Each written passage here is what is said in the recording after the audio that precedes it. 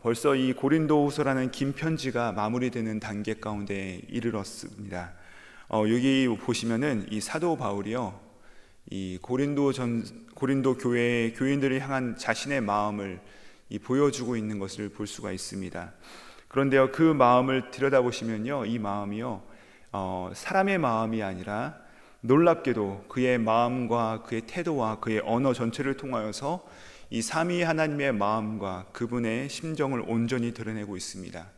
이 오늘 본문에서는 우리가 그 자신을 거부하고 심지어 대적까지 하는 이 고린도 교회 교인들을 향하여서 바울이 그의 삶 가운데 도무지 부정할 수 없을 정도로 깊이 각인되어 심겨져 있는, 그리하여서 의식적이든 무의식적이든 그 성삼위 하나님의 성품을 드러내고 있는 모습, 그 참 경건의 모습을 우리가 발견할 수 있습니다.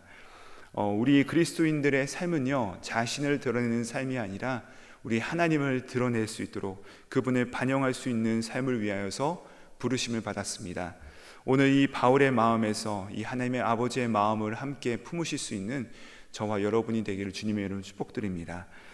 먼저 사도 바울은 이 고린도 교회로부터 사례를 받지 않음으로써 거짓 선지자들로 하여금 빌미를 제공하였고, 이 고린도 사람들은 그것 때문에 시험을 받아서 이 사도 바울을 의심하고, 심지어는 그들 중 일부는 이 사도 바울을 대적하는 데까지 이르게 되었습니다. 이 사도 바울이 14절에서 말하기를 이렇게 말합니다. 내가 너희에게 폐를 끼치고 싶지 않았다라고 합니다. 내가 너희에게 폐를 끼치고 싶지 않았다. 그 이유는 그들이 어린아이였기 때문이다 라고 말하고 있습니다. 당시 고린도 교회 사람들은요, 자신들이 아주 대단한 사람들이라고 생각을 했습니다. 왜냐하면 영적인 이 성령의 은사들이 많이 나타났기 때문이죠.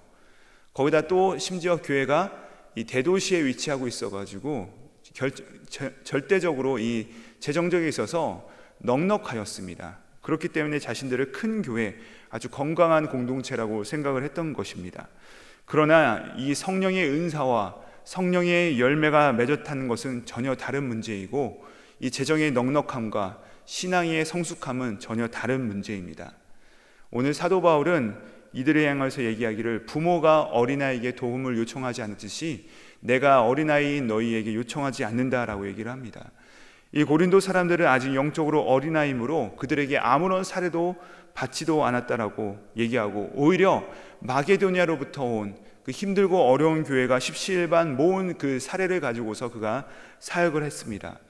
만일 사도가 그들에게 사례를 받았다면 오히려 그것이 그들에게 더 큰 믿음의 시험거리를 가져다 주었기 때문에 그가 자녀의 넘어짐을 원하지 않아서 받지 않은 것이 바로 이 사도의 마음이었습니다. 즉 바울이 구한 것은 돈이 아니라 그들 자신을 얻고자 한 것이 바로 이 사도의 마음이었다는 것입니다. 이어서 15절에서 이어지는 사도의 진술은 놀랍습니다. 이렇게 얘기합니다. 내가 너희 영혼을 위하여 크게 기뻐함으로 재물을 허비하고 또 내 자신까지 내어주리니 너희를 더욱 사랑할수록 나는 덜 사랑을 받겠느냐. 이 거짓 사도들과 달리 바울 사도가 이렇게까지 하는 이유가 무엇이라고 얘기합니까? 너희의 영혼을 위하여라고 얘기합니다.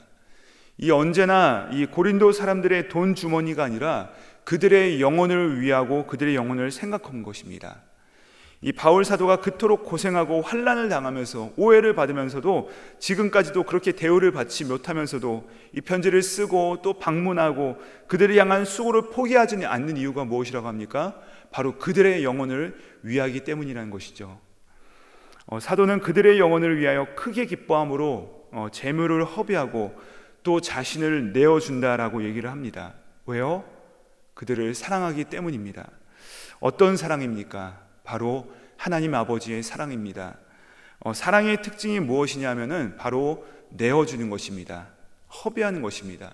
저는 이 내어준다는 단어가 아주 잘 번역된 단어라고 생각을 합니다. 이 말 그대로 계산하지 않고 그대로 다 퍼부어주는 것이죠. 자신의 바닥이 다 드러나도록 다 써버리는 것입니다.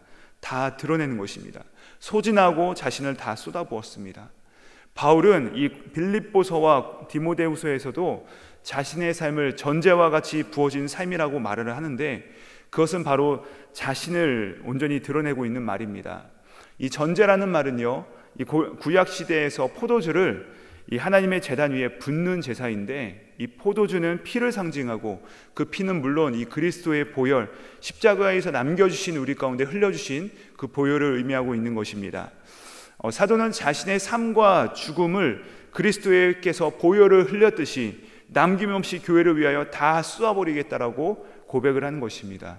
그리하여 죽음뿐만 아니라 삶 전체가 다 쏟아진 삶이라는 것이죠. 이처럼 사랑은 계산하지 않는 것입니다. 사도 바울은 그들의 영혼을 위하여서 재물을 허비하고 자신을 내어주는 것에 크게 기뻐한다로 말하는 것에 우리가 주목해 볼 만합니다. 왜냐하면 이것은 인간의 마음이 아니기 때문에 그렇습니다. 타락하여 죄성을 품은 사람은 결코 이런 마음을 품을 수가 없습니다. 그렇다면 누구의 마음입니까? 바로 하나님 아버지의 마음입니다. 이것은 전적으로 하나님의 성품입니다. 하나님께서는 자신을 반역했던 인간들, 자신과 원수되었던 사람들, 이 인간들에게 영원한 언약을 세우시면서까지 내가 너에게 선을 베푸며 내가 너희를 떠나지 않겠다라고 말씀하셨던 그 말씀이 있습니다. 또 예수님께서도 마태복음 17장에서 하나님 아버지의 성품을 드러내시죠. 너희가 악할지라도 좋은 것으로 자식에게 줄 알거든 하물며 하늘에 계신 너희 아버지께서 구하는 자에게 좋은 것으로 주시지 않겠느냐. 가장 좋은 것을 베푸시는 것, 이것이 바로 선하신 아버지 하나님의 마음이라는 것입니다. 그런데 오늘 본문에서 바울 사도가 말하고 있는 것이 바로 그것입니다. 하나님 아버지의 마음이 사도로부터 흘러나온 것입니다. 하나님을 닮은 그 사랑의 모습을 우리가 봅니다. 이런 마음이 우리 가슴속에 있었으면 좋겠습니다. 우리가 이럴 수 있었으면 얼마나 풍성하고 얼마나 은혜로워지고 얼마나 넉넉해지고 우리가 서로를 품고 나아갈 수 있을까요? 저는 바라고 소망하기는 우리의 신앙이 연수가 많아질수록 또 우리 신앙이 깊어질수록 이런 풍성한 아버지의 마음을 품으시고 또 우리가 이 마음으로 서로 간에 아름답게 품어줄 수 있는 그런 놀라운 일들이 우리 가운데 넉넉하게 일어나기를 주님의 이름으로 축복드립니다. 바울은 하나님 아버지의 마음을 드러내고 있는 것입니다. 이 바울이 자녀들을 향한 그 간절한 마음이요 15절에 다시 한번 등장하는데 이렇게 말합니다. 내가 너희를 더욱 사랑할수록 너희는 나를 덜 사랑하겠느냐. 이 말에는요 인간적인 비애, 그 슬픔이 녹아져 있습니다. 바울은 이 고린도 교회 사람들을 너무나도 사랑해서 그들을 영혼을 위하여서 아무것도 요구하지 않고요 오히려 자신 모두를 쏟았습니다. 반면에 거짓 사도들은 오히려 그들을 압박하였고 그들을 착취하였습니다. 그럼에도 불구하고 이 고린도 교회 사람들은 바울 사도를 배척하였고 그들을 착취했던 자들에게 순종하였습니다. 아이러니죠. 우리 인간의 죄성이 이런 것입니다. 잘 대해주면 그 은혜를 알아야 되는데 그렇지 않고 더 쉽게 생각하고 이용하려 든다는 것입니다. 이 바울 사도가 이렇게 아무런 금전적 그 이득을 취하지 않았던 사실이요 이미 거짓 사도들도 부인할 수 없는 그 사실이었습니다. 그렇지만 그들은 말하기를 이것조차도 바울이 자기의 이미지를 위하여서 고도로 계산된 행동일 것이다 라고 비난했습니다. 이하에 대하여 사도는 말합니다. 그리하여서 18절에 보시면 내가 보냈던 자 디도나 또는 그와 함께 간 형제가 나를 대신해서 너에게 갔으나 너에게 취한 것이 전혀 없다라고 얘기를 합니다. 그들은 다 바울 사도와 똑같이 고린도에서 살해를 받지 않았습니다. 이렇게 거짓 교사들의 주장이 설 자리가 없게 함으로써 사도는 돈과 관련된 문제에 대해서 변론을 19장에 들어가서 마치고 있습니다. 이렇게 말씀하시죠. 너희는 이때까지 우리가 자기 변명을 하는 줄로 생각하는구나. 우리는 그리스도 안에서 하나님 앞에 말하노라. 사랑하는 자들아 이 모든 것은 너희의 덕을 세우기 위함이라. 바울은 여기 19절에서 이제 독자인 고린도 교인들의 이 정곡을 찌르는 말로 마무리를 합니다. 이렇게 얘기하는 것이죠. 여러분은 내가 지금까지 한 말들을 변명이라고 생각을 하시죠? 라고 하는 것입니다. 부인할 수 없을 것 같습니다. 왜냐하면 이 편지를 읽는 우리조차도 처음부터 마지막 부분까지 오면서 이 바울 사도가 이 서신서를 통하여서 하고 있는 것이 이 자기 변명이다라는 인상을 지울 수가 없습니다. 하지만 이 바울이 분명하게 얘기합니다. 사실 내가 나의 사도됨을 증명하기 위해서 변명하는 것은 나를 위한 행동이 아니라는 것입니다. 이 자신의 실추된 명예를 회복하기 위함도 아니고 자신의 명성을 다시 한번 올리기 위함도 아니라는 것입니다. 이 바울 사도가 다시 한번 이 모든 것을 말함을 누구를 위함이냐? 바로 너희의 영혼을 위함이다 라고 하는 것입니다. 이 바울의 사도성을 부인하고 있는 이 고린도 교회 사람들, 그리고 거짓 교사들, 사도로 받아들이고 그들의 가르침을 따르고 있는 자들은 결국 문제가 무엇이냐면요, 바울이 사도되지 못했다라고 생각을 하기 때문에 결국 이 바울의 메시지를 거부하였고, 이것이 바울을 사도로 세우신 하나님을 거부하고 하나님의 메시지를 거부하고 있는 것이기 때문에 그렇습니다. 그러므로 바울 사도가 집요하다고 느껴질 정도로 이 고린도 교회 교인들을 향하여서 그의 사도권을 변화하는 것은 사실은 이 고린도 교인들의 영혼을 위한 것이고 그들을 하나님 말씀 가운데 온전하게 세우기 위함이라는 것이죠. 여기서 세운다는 표현은 건축을 할 때 집을 짓는다는 그 뜻을 가진 단어입니다. 이것은 보통 성경에서 덕을 세운다라고 그 번역을 합니다. 이 바울은요, 고린도 교회의 건축자와 같이 그들의 영혼을 잘 세우기 위하여서 그가 이토록 수고한 것입니다. 우리가 한 가지를 더 살펴보자면 이 변명이라는 단어입니다. 19절에 나오는 변명이라는 단어인데, 이것은 이 법정 용어입니다. 변호사나 혹은 피고가 자신을 판사 앞에서 혹은 배심원 앞에서 변론하는 것입니다. 이 바울 사도는요, 조금도 그러한 한 번도 이 고린도 사람들이 자신들의 재판장이 되거나 혹은 배심원이 될 수 있다라고 생각을 한 적이 한 번도 없습니다. 그에게 있어서 재판관은 오직 하늘에 계신 하나님 한 분이십니다. 우리가 다 그리스도의 심판 앞에 다 서게 될 터인데 그 앞에서는 모든 숨겨진 것이 벌거벗어진 것처럼 다 드러나게 될 것입니다. 이 사람을 재판장이나 혹은 배심원으로 생각한다면 우리는 끊임없이 자신을 변론하고 변호하는 삶을 살아가게 될 것이고, 우리는 거기에 우리의 모든 인생의 힘을 다 낭비하게 될 것입니다. 그러나 반드시 기억하시기 바랍니다. 우리의 재판장은 오직 하늘에 계신 하나님 한 분뿐이십니다. 그분이 우리를 아십니다. 그분이 우리를 오해하지 않으십니다. 이것을 알았기 때문에 시편 기자는 자신의 모든 원통함을 가지고서 사람 앞으로 나가지 않고 하나님 앞으로 나아갈 수 있었던 것입니다.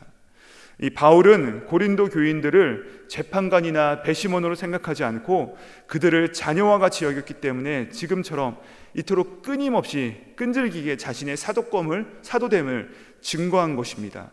바로 이들을 포기할 수 없는 그 아버지 하나님의 마음이라는 것이죠. 하나님께서는 오늘 우리에게 이 바울의 마음을 통하여서 이 하나님 아버지의 마음을 보여주십니다. 하나님께서는 우리에게 가지시는 마음이 바로 이것입니다. 오랫동안 참으시는 것은 우리를 대하시는 그 하나님 아버지의 마음입니다. 거기는요, 긍휼이 있습니다. 마땅히 우리가 받아야 할 그 형벌을 유예하시고 퍼붓지 않으시는 그 마음, 이처럼 그 아버지께서는 언제나 우리에게 은혜로우십니다.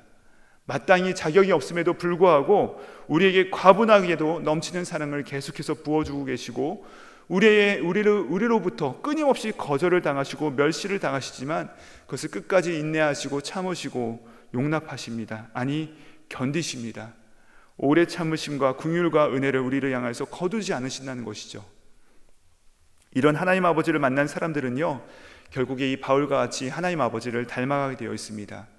이 하나님의 선하심을 맛본 사람들이 이 하나님의 선하심을 자신의 성품을 통하여 드러내고 반영하며 살아가는 것입니다.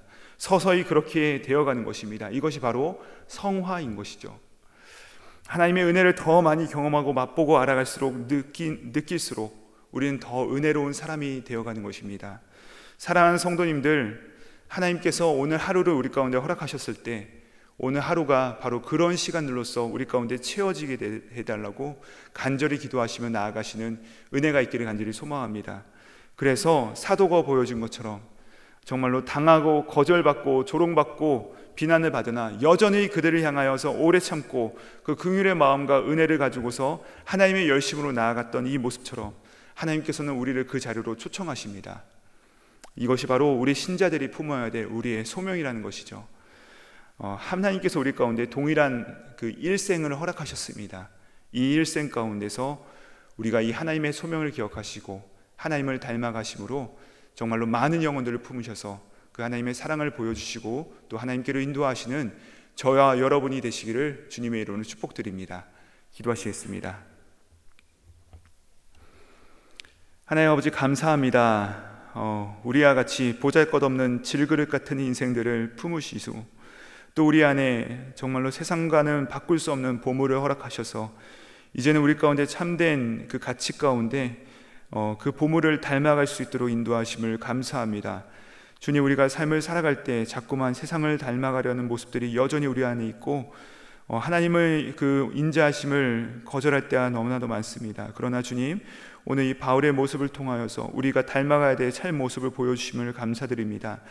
우리가 이 바울처럼 하나님의 마음을 닮아가게 하시고, 그리하여서 우리가 그 마음을 품음으로써 이 사랑을 모르는 자들에게 하나님의 사랑을, 또 하나님의 말씀을 온전히 전할 수 있는 자들이 될 수 있도록 오늘 하루 가운데도 우리와 동행하여 주시옵소서. 그렇게 오늘 하루도 하나님의 사명을 온전히 품고 이뤄드리는 삶을 간절히 이뤄드리기를 소망합니다. 주님, 힘을 더하여 주시옵소서. 우리 가운데 오사 그 하나님의 모습을 보여주시고 이제는 우리로 하여금 하나님을 닮아갈 수 있도록 인도하시는 예수 그리스도의 이름 받들어 기도드립니다. 아멘.